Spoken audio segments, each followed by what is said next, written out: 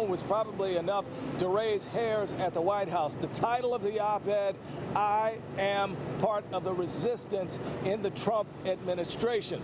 Well, that op-ed, as you know, yesterday caused a literal information lockdown at the White House, and according to some aides, a meltdown in the Oval Office. New signs today of a war within President Trump's White House. An anonymous op-ed in the New York Times, written by a senior Trump official, offers a blistering look at how people inside the government are trying to protect the nation from the president. "We believe our first duty is to this country, and the president continues to act in a manner that is detrimental to the health of our republic. That is why many Trump appointees have vowed to do what we can to preserve our democratic institutions, while thwarting Mr. Trump's more misguided impulses until he is out of office." If the failing New York Times has an anonymous editorial, can you believe it? Anonymous, meaning gutless, a gutless editorial.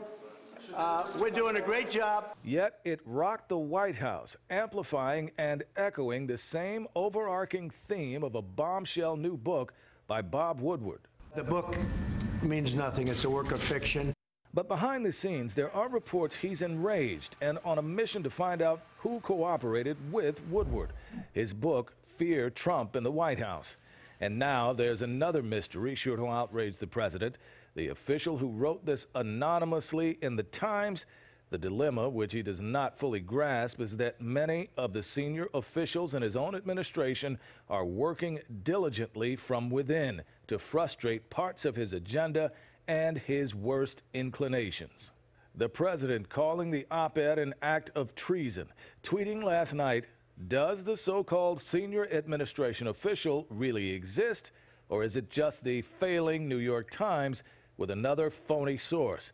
If the gutless anonymous person does indeed exist, the Times must, for national security purposes, turn him, her, over to government at once."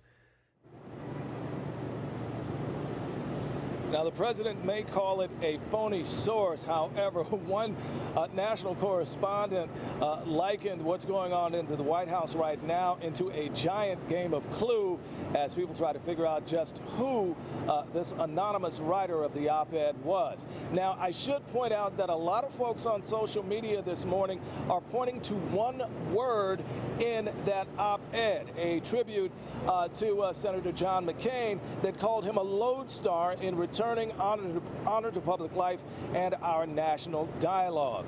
Well, those internet sleuths were quick to pick up on the fact that only one senior administration official has used that word quite a bit since 2001.